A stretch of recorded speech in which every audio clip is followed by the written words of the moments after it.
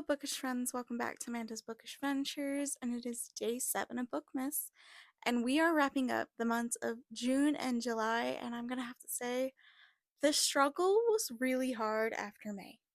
I am in a severe burnout to the point that I need like a reset. I know I do like a monthly TBR reset, but I need to reread something. I need to do something because this is just sad in my opinion. I read in the month of June and July, I only read one physical book each. The rest digital, the rest manga. So we are going to start off with them in order.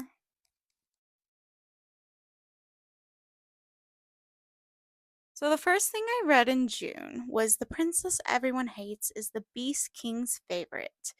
The Poisoner's life reset and she finds love. I read volume 3, but I'm just going to read the description of volume 1. First, the princess of the Elixir Kingdom, Rosa, is referred to as the Poison Princess, is hated by many. She was unfortunately born with the power to create poison rather than the ability to cure poison, a healing power passed down to the royal family. Rosalie, I'm just going to say Rosalie, was given the chance to have her position solidified as the heir to the throne after her mother died. That was the condition, to be able to create cure potions before the age of 18. Rosalie alone tries her hardest to create cure potions, and then she meets one of the few people who have ever treated her nicely, Lord Elliot, her cousin. She finds herself drawn to him, and he proposes. Do you wish to rewind your life? At her lowest moment, overcome with despair, the poison princess' fate changes. She heads off to a new journey to find happiness and maybe even love with the Beast King. And I gave that one 4 stars. I did enjoy it. Uh, I think I talked about this one, the first volume, in a couple wrap ups ago. Volume 3, I felt like was critical, but because I bought them like at different points, I need to probably go back next year and just do a read straight through and then have the whole context of the manga. So the next manga I read was The King of Beasts Shares His Sweet Bunny. And I gave this one 4 stars. It how many times did Okay, it's a spicy one, so I'm not reading that sentence. I forgot it was a spicy one. So, Princess Caroline was sold into the slavery market after her country was destroyed. She was bought for a high price by her enemy, King Zaid of, I'm not saying his name, Zaid, or kingdom name, I don't even think I could say it correctly. Zaid declared that he would make her his wife. Comforted Carolina, who had lost the will to live, Carolina was drawn to the infamous king's unexpected kindness. You are mine. She drowned in her days of intense love with Zaid, but what she could not forget her lost country. What was the truth that Caroline eventually learned? It was 4 stars. It was pleasant, but I honestly wish I didn't purchase it. I wish it was in Kindle Unlimited. It really I would most likely I would reread it again, but it really could have been at least 3 mangas instead of just one. Then we read Frieren Volume 13 and Frieren's journey with her apprentices to the point of where they're going so she can connect with humanity and her journeys. If you've seen the first season, you'll know. I will have to say, each volume of Frieren is just getting better to the point. I'm crying every other volume now. And I'm sad. 13, I think, I need to double check, is the last one for this year. Still makes me sad, but what can you do? Then we read The Tri-Souled Witch, and this one is a 4 star. It made me so mad, and I'll talk about it after I read the description. You can't outrun your demons. McKenna Elbeck knows that all too well. She's been running from literal demons for a decade. one that will stop at nothing to take McKenna's magic for their own, and one shattered her heart by gasping dark powers. After a horrible run in with hellhounds on the streets of Paris, McKenna is ready to hide again. When she's confronted by her ex, the arch demon of desire, Remy, the sexiest gender shifting demons, call in an old debt that McKenna owes her. Though, unlike other deals, the terms of fulfillment are all she needs to do is return to her hometown, Acadia Commons, Massachusetts, for 7 days. Disgruntled, disguised at her own insistence, McKenna returns home to the magical community, intent on simply staying in a hotel room, watching pay-per-view, but with her high school boyfriend reunion conveniently happening the same hotel she's staying at and the one owned by her ex-boyfriend Baston, and her brother mysteriously picking fights with the town's most prominent witch family, she finds she can't stay away for long and decides it's finally time to face her past and the witches, werewolves, demons, and friends she left behind. If you're going to make the love interest a succubus and the archdemon of desire, it should be spicier. It should not be fade to black. That's all I'm gonna say. I overall loved the writing. It was witty, it was complicated, and I enjoyed it so much that I kind of wish I vlogged my experience to talk about it. But I was so frustrated to the point I almost threw this Kindle across my room because I was so mad and I couldn't take it out on the Kindle. But if I owned a physical copy of that book, it would have been thrown across the room really quickly. Overall, that was like the most frustrating thing. I mean, I loved the magic, but she could have been like the demon of something else, in my opinion, if you're going to do that. And then we read Worth the Fight and Enemies to Lovers Sapphic Romance. So, Catherine O'Sullivan is the last person I expected to see again, let alone standing in a bridesmaid's dress. She made my high school years hell with a perfect smile and sharp words, and now she's back, drop dead gorgeous and twice as icy. I promised her I wouldn't let her ruin my best friend's wedding. I didn't promise I wouldn't make her regret ever calling me names. But then we're sent on errands together alone, forced to smile and play nice while pretending we don't want to claw each other's eyes out, or worse, kiss. Somehow she makes me laugh. She shows up early just to mess with me. She opens up slowly, painfully, and I start to see the pieces of a girl I never knew. Pieces I'm dangerously close to loving, but Catherine has secrets, dark ones she won't let me near. If I fall for her and she runs again, it just won't break my heart. It will prove she never changed at all. So, what's the love interest name again? So, Catherine was bullied by. I can't see her name.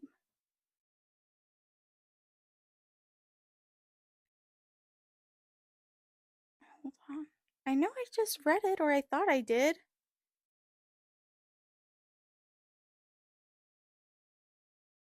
Let me see if I can get a review. Katie. Okay, her name is Katie. So, or no, that's Cat.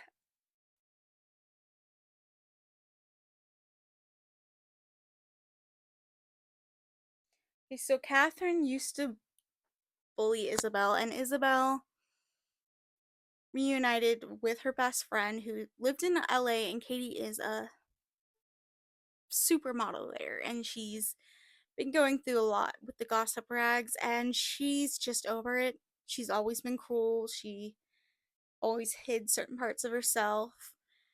So when she comes to this wedding of a friend that she went didn't really know her, she bullied Isabel through school, but both of them are going to this friend's wedding. They're both bridesmaids, so it's kind of con- Isabel is like confronting the past with Katie, learning her dark secrets and figuring out the way she was and why she did this. I give it a 4 star, but the only thing I really am annoyed about this book is I read it off my Kindle and it's not showing on my Goodreads that I read it, and I fixed it like 3 times. And it shows on the challenge, but when I go to like the author's books, it doesn't show, and it's not the first time this year that Goodreads has done that. So the last book, the only physical book I read in June, was Something to Talk About. And it is a reread, and it's still to this day one of my favorite books. That if I was on a desert island and I could only like bring like, I'm gonna say 50 books, this would be one of them. I know 50 books is a lot. I would need like maybe a series. I would need different things in between, but this would be on the island with me. Hollywood powerhouse Jo is photographed making her assistant Emma laugh on the red carpet, and just like the tabloids declaring them a couple, the so called scandal couldn't come at a worse time, threatening Emma's promotion and Jo's new movie. As the gossip spreads, it starts to affect all areas of their life. Paparazzi are following them outside of the office, coworkers are treating them differently, and a source is feeding them information to the media, but the only comment is no comment.